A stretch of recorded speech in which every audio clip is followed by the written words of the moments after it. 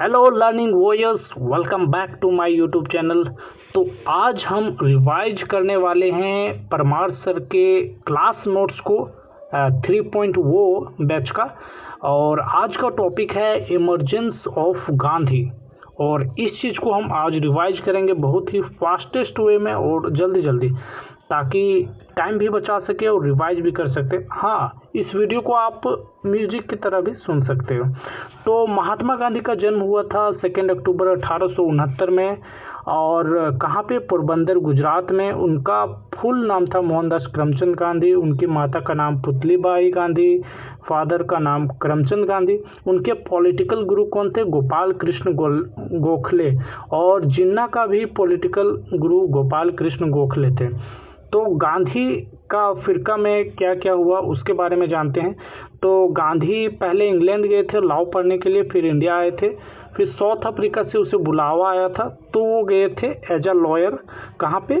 South Africa में। तो वहाँ पे बहुत सारे मूवमेंट किए, उसी को देखते हैं। उन्होंने वहाँ पे नेटल इंडियन कांग्रेस की स्थापना की। नेटल इंडियन कांग्रेस कब? 1894 में किया था। क्यों किया था? क्योंकि वहाँ पे रेशियल डिस्क्रिमिनेशन हो रहा था साउथ अफ्रीका और इंडियंस पे, इसलिए नेटल इंडियन कांग्रेस की स्थापना करते हैं 1894 में।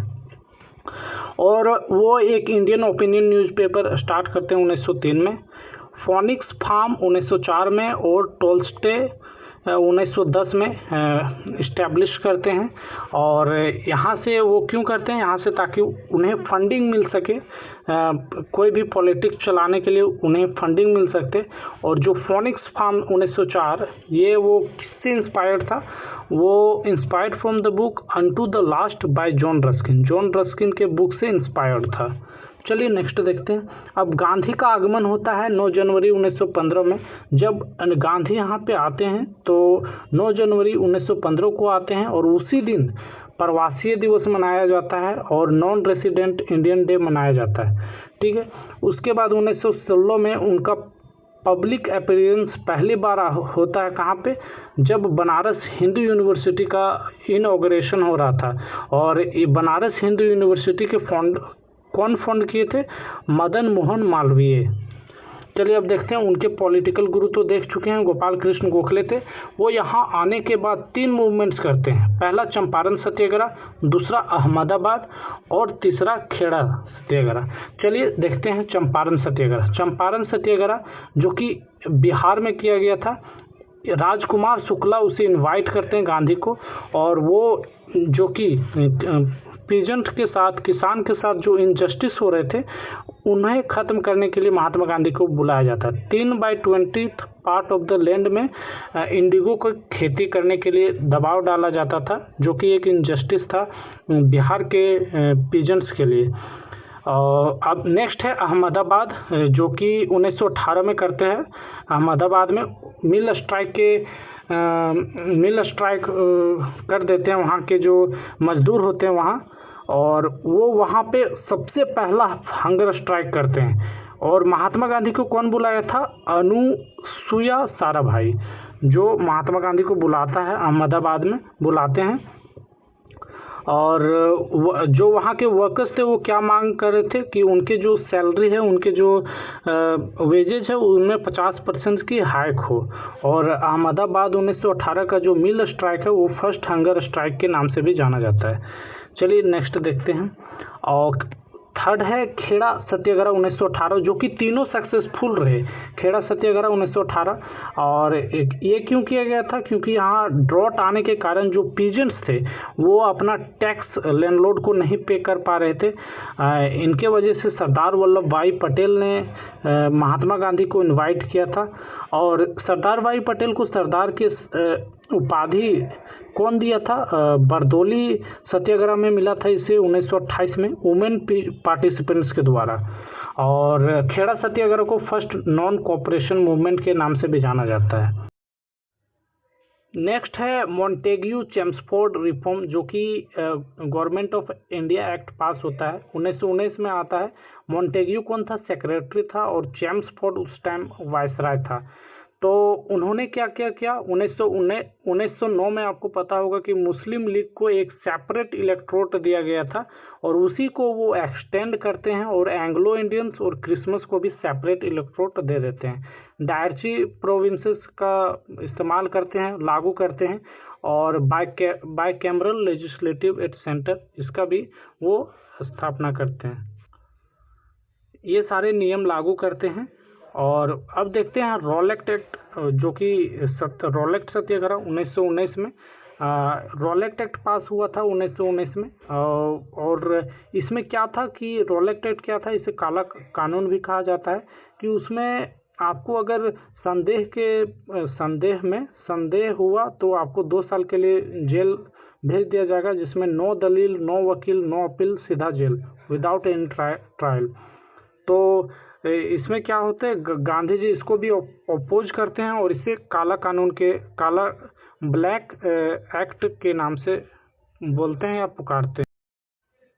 6 अप्रैल को सत्याग्रह लॉन्च किया जाता है और 9 अप्रैल को 2 लीडर्स सैफुद्दीन किचलो और डॉक्टर सत्यपाल को अरेस्ट कर लिया जाता है और 13 अप्रैल को बैसाखी पर्व मनाया जाता है 1919 अमृतसर में, जो कि वहाँ लोग जमा हुए थे 2 कारणों से, एक मेला मनाने के कारण से और एक जो उनके 2 लीडर्स अरेस्ट हुए थे उनके बारे में बात विचार करने के लिए।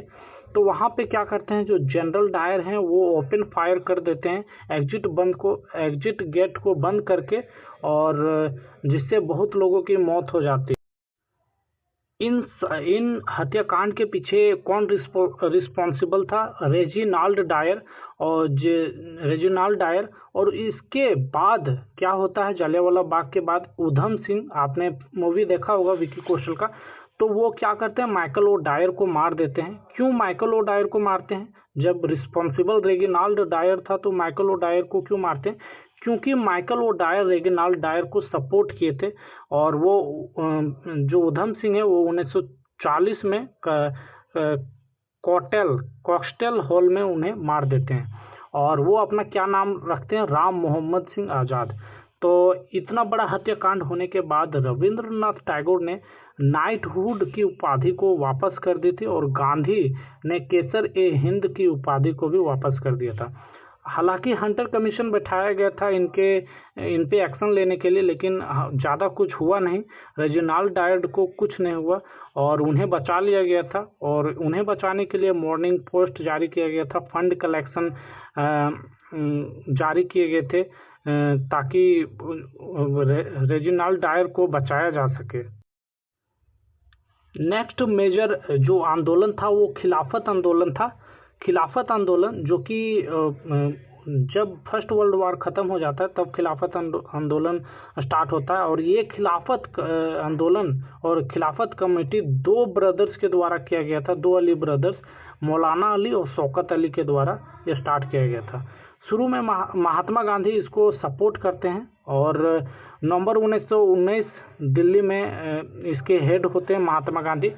और इस खिलाफत आंदोलन को कांग्रेस के द्वारा और बाल गंगाधर तिलक के द्वारा अपोज किया जाता है। हालांकि बाल गंगाधर तिलक का जो डेथ 1 अगस्त 1920 को हो जाती है। नॉन कोऑपरेशन मूवमेंट उसके बाद होता है, जो कि खिलाफत आंदोलन को नॉन कोऑपरेशन मूवमेंट में मर्ज कर दिया गया था। शुरू में इसे नागपुर सेशन में इनका समर्थन मिला और फाइनली कलकत्ता सेशन में इसका अप्रूव्ड मिल गया था नॉन कोऑपरेशन मूवमेंट को। 1921 को Tilak Swaraj fund in remembrance of Bal Gangadhar तिलक, 1921 को तिलक स्वराज फंड इस्टेब्लिश किया गया था ताकि बाल गंगाधर तिलक के रिमेम्बरेंस में। और वहाँ पे कुछ लोकल स्ट्रगल्स हुए, जैसे ईका मूवमेंट उत्तर प्रदेश में 1921 में और मापिला रिवोल्ट 1921 मालाबार में। इसके बाद क्या होता है, नॉन कोऑपरेशन मूवमेंट की वजह से 4 फरवरी 1922 को चोरा चोरी हत्याकांड होता है, इंसिडेंट होता है। कहाँ पे, गोरखपुर विलेज पे, जहाँ पे 22 पुलिसमैन को जला दिया जाता है, वो उनका मृत्यु हो जाता है जेल में, मतलब पुलिस स्टेशन में। और जिससे गांधी जी गुस्सा हो जाते हैं और मतलब वो नॉन कोऑपरेशन मूवमेंट को वापस ले लेते हैं और कांग्रेस सेशन बारदोली का जहाँ पे ऑफिशियली नॉन कोऑपरेशन मूवमेंट को ख़त्म कर दिया जाता है, जिससे पॉलिटिकल सिस्टम में पूरा खालीपन हो जाता है। इसके बाद पॉलिटिकल वैक्यूम खाली होने के बाद क्या होते हैं, जो वो दोनों दो ग्रुप में बट जाते हैं वहाँ के लीडर्स, एक नो चेंजेस और एक प्रो चेंजेस। नो चेंजेस क्या चाहते थे कि वो सरकार ब्रिटिश सरकार ही रहे, लेकिन वो बिल्ड आश्रम्स बिल्ड करना चाहते थे, स्कूल्स कॉलेज यूनिवर्सिटी वगैरह। और जो प्रो चेंजेस थे वो पूरे काउंसिल को हटा देना चाहते थे, मिटा देना चाहते थे। और उसमें कौन कौन थे, जैसे CR दास थे, मोतीलाल नेहरू, अजमल खान, ये सारे थे प्रो चेंजेस में। और नो चेंजेस में कौन थे, राजेंद्र प्रसाद, सरदार वल्लभ भाई पटेल, M.A. अंसारी, ये सारे थे। 1922 दिसंबर में गया सेशन होता है कांग्रेस का, और प्रो चेंजेस एक अपनी पार्टी बना लेते हैं जिसका नाम होता है ऑल इंडिया खिलाफत स्वराज पार्टी, जो कि कब फाउंड किया जाता है, 1 जनवरी 1927 को। किसके द्वारा, CR दास और मोतीलाल नेहरू के द्वारा। वो पब्लिक सेफ्टी बिल को हरा देते हैं। स्वराज पार्टी डिवाइड हो जाता है रिस्पॉन्सिविस्ट एंड नॉन रिस्पॉन्सिविस्ट। 1924 में महात्मा गांधी का अंतिम बेलगाम सेशन होता है, जब वो जेल से छूट के आते हैं 1924 में। पहला और only one session presided by the Mahatma Gandhi accepted the Swaraj party with in the Congress. वो स्वराज पार्टी को एक्सेप्ट करते हैं कांग्रेस में। ये था हमारा इमर्जेंस ऑफ गांधी। मैंने बहुत ही फास्ट रिवाइज करने की कोशिश की है। It may be helpful for you. If you have watched this video till last second, please do some comments, either suggestion or acclamation. Thank you.